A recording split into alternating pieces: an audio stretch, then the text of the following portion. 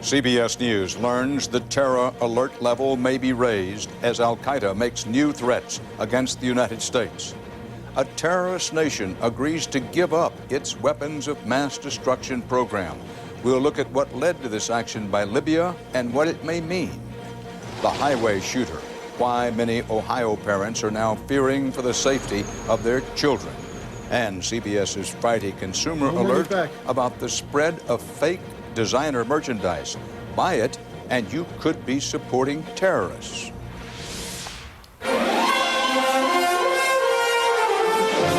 This is the CBS Evening News with Dan Rather reporting from CBS News headquarters in New York.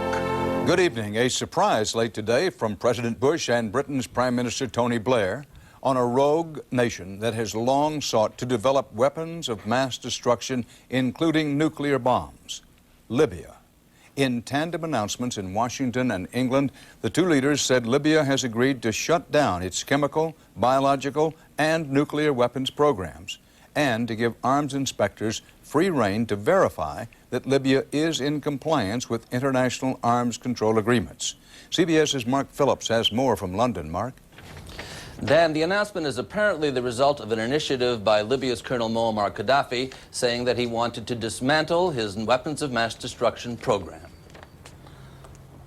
The U.S. and Britain have been negotiating with Gaddafi for 9 months, resulting in today's admission by Libya that it has sought to develop weapons of mass destruction in the past and now wants to come clean and dismantle them. He communicated to us his willingness to make a decisive change in the policy of his government.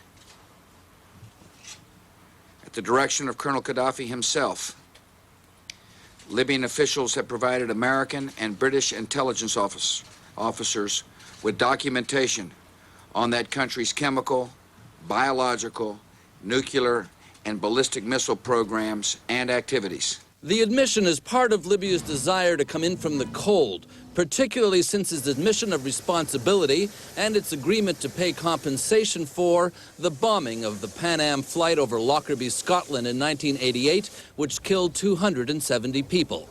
This announcement affects Gaddafi's chemical and biological weapons, long-range missiles, and more. In London tonight, a high-ranking government official said that Libya was in fact very close to being able to develop a nuclear bomb. Because of what President Bush called the troubled relationship between Libya on the one hand and the U.S. and Britain on the other, both Western governments say they will be vigilant in following through and not merely trust Colonel Gaddafi at his word. Dan? Mark Phillips reporting live from our London bureau. Thanks. CBS News has been told that U.S. government security officials will be meeting on Monday to decide whether to raise the terror alert level from yellow, meaning elevated, to orange, meaning high. As the holiday week begins, the officials will be assessing new terror threats against the United States. CBS's David Martin reports the threats include one purported to be from Osama bin Laden's right-hand man. A new audio tape purporting to be Ayman al-Zawahiri, al-Qaeda's second-in-command, claims America has been defeated in Afghanistan. The tape seems to be fairly recent, since it refers to an attack on Deputy Defense Secretary Wolfowitz's Baghdad hotel in late October, and mentions it has been 2 years since the December 2001 Battle of Tora Bora, when U.S. troops thought they had Osama bin Laden cornered. If it really is Zawahiri, and intelligence officials say it probably is, he picked a bad time to claim victory, just as the interim government of Hamid Karzai is holding a constitutional convention to draft the founding document for a moderate Islamic state. Exactly what Al-Qaeda and its Taliban allies don't want. The truth is, the battle in Afghanistan is far from over. For the past 3 weeks, U.S. troops have been conducting the largest combat operation since the fall of the Taliban 2 years ago, a sweep through the rugged mountains and valleys of southeastern Afghanistan. The real measure of victory is whether there are more terrorist attacks. In the audio tape, Zawahiri vows to target Americans in their homeland, and intelligence officials say they are picking up an increasing number of threats of attacks timed to coincide with the holidays. U.S. forces continue to attempt to disrupt al-Qaeda operations around the world. This week in the Arabian Sea, a U.S. Navy destroyer intercepted a small dhow carrying 2 tons of narcotics and 3 suspected members of al-Qaeda. a possible sign bin Laden is using drugs to finance his war against America. Bin Laden and Zawahiri may be in no position to claim victory, but they certainly aren't ready to accept defeat. David Martin, CBS News, the Pentagon. Later in this broadcast, an eye-opening Friday Consumer Alert investigation will show you how you may be supporting terrorists financially without even knowing it. The U.S. military said today the number of Americans killed in action in Iraq since President Bush declared an end to major combat has now reached 200. No additional U.S. combat deaths were reported today, but CBS's Kimberly Dozier reports there were new attacks, even as U.S. forces reported new success in their hunt for the attackers. A roadside bomb hit a U.S. military oil tanker west of Baghdad, and a blast destroyed the main Shia Muslim political headquarters in the city, killing at least one person. But American commanders say, thanks to the capture of Saddam Hussein, the battle against Saddam's insurgents is finally turning in their favor. We've had a very good week. Documents found with Saddam in Tikrit identified 14 terror cells in Baghdad being run by former regime members. U.S. troops had been shutting down about one terror cell a week. Armed with the names they found in Saddam's intelligence treasure trove, they hit 3 cells in the past 6 days. We're linking names of folks that were in the regime with some of the people that are continuing to do the attacks on the street. And they're tracking them down. Dozens of suspects are waiting for questioning, including 2 top former regime members. The heat is on the rest. Soldiers also uncovered lethal stores of weapons. There are 4 grenade launchers, armed and ready to go. They believe these modified surface-to-air missiles were going to be fired on a U.S. base tomorrow night. There was a launch attack planned. The most sinister discovery of all, Approximately 700 pounds worth of fertilizer. along with the plastic explosives and detonators, all the ingredients needed to build a car bomb big enough to obliterate half a city block. I think we've now eliminated that threat in that area. And they're not done yet. We think we have a pretty good idea of what's going on in Baghdad now. And that means they have a pretty good idea how to stop it. Kimberly Dozier, CBS News, Baghdad. American commanders may be getting a better idea of how to stop the violence in Baghdad, but they haven't stopped it yet. As CBS's Thalia Shuras reports, no one knows that better than the top U.S. official there, Paul Bremer. America's administrator in Iraq today confirmed he narrowly escaped death 2 weeks ago. As you can see, it didn't succeed. U.S. officials familiar with the incident say Bremer demanded the attempted assassination be kept quiet. The ambassador's convoy was hit by a roadside bomb and came under small arms fire on this dangerous road from Saddam International Airport into Baghdad. Anyone can be ambushed on that highway or anywhere else in Iraq.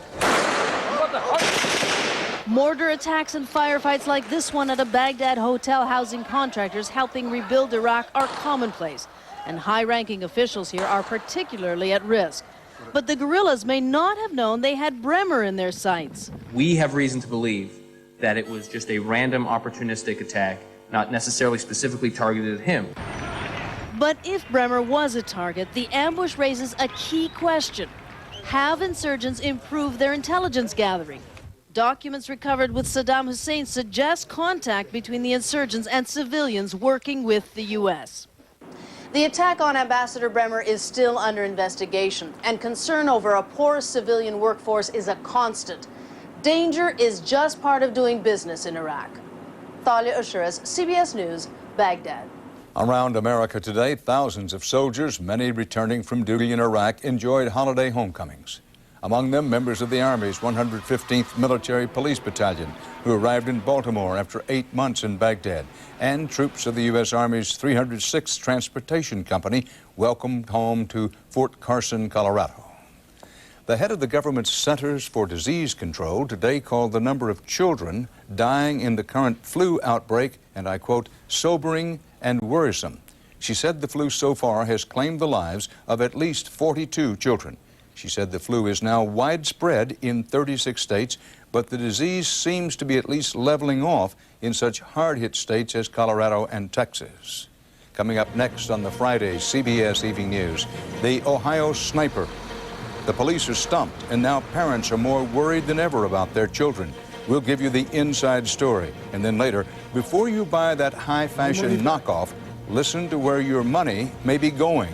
CBS's Friday Consumer Alert investigation.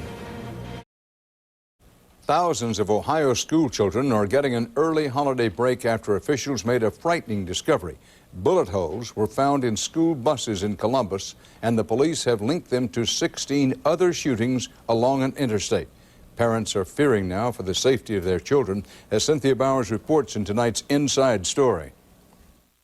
No school today. For the second day in a row, more than 20,000 Columbus area students were forced to stay home amid fears the sniper may now be targeting the city's children. I thought it was pretty neat, but when I heard about the buses, I was like, whoa. That's a reaction echoed by investigators who discovered bullet holes in 2 school buses this week. It's believed one of them was still carrying students when it was shot. The decision to cancel classes was an easy one. I don't want to put her out there. The attacks have triggered fear and frustration here since they began in May. The shooter first targeted cars traveling along busy Interstate 270, then homes, an empty school, and now buses. Late last month, a woman riding in a car was killed. So far, she is the only victim, but there have been close calls, including a bullet found Monday inside this home. There is no pattern to this. There are no repeat occurrences. There's no pattern. There's no pattern of subjects. And so how do you respond to that? The citywide anxiety isn't lost on law enforcement officials who have spent countless hours on this case and still say, publicly anyway, that they're stumped. Every investigative tool is being utilized. We continue to ask for the public's assistance in solving these cases. Now it's left up to parents to try and explain the inexplicable to their children. Pretty difficult because they don't really understand, why someone's shooting at a bus and why they're closing down school. The timing of this Christmas holiday is a bit of a lucky break. It gives police 2 weeks breathing room, but they are fully aware until someone is caught, there's no real way to guarantee the kids will be any safer when they come back than they were when they left. Cynthia Bowers, CBS News, Columbus. The most hated baseball in Chicago was auctioned today for $106,000. During the playoff with Florida this year, a fan deflected the ball as a Cub outfielder tried to catch it. The Cubs went on to blow a chance to reach their first World Series in 58 years. A Chicago restaurant bought the ball and plans to destroy it. Next on the CBS Evening News, the handbag connection. Do you have any idea where the proceeds from the sale of counterfeit goods may be going? You will after CBS's Friday Consumer Alert.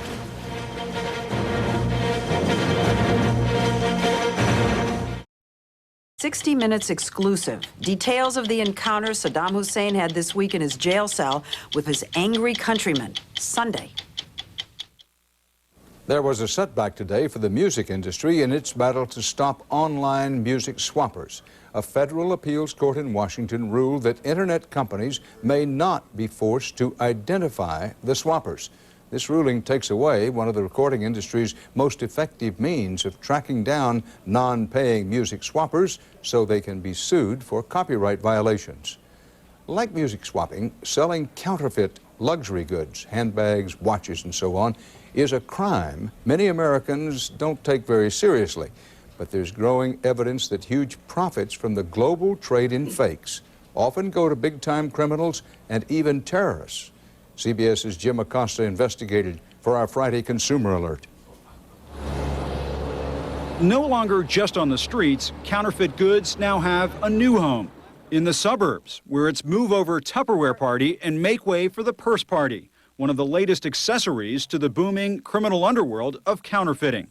I can't tell you how many purses I've sold. I don't know, like 1,000 purses. The $50 purses being peddled by this woman are knockoffs of high-fashion handbags that sell for hundreds in department stores. It's a good way to make some pocket change. Pocket change that adds up fast. New York police seized $17 million in counterfeits this year, enough to fill 40 tractor-trailers at this impound lot.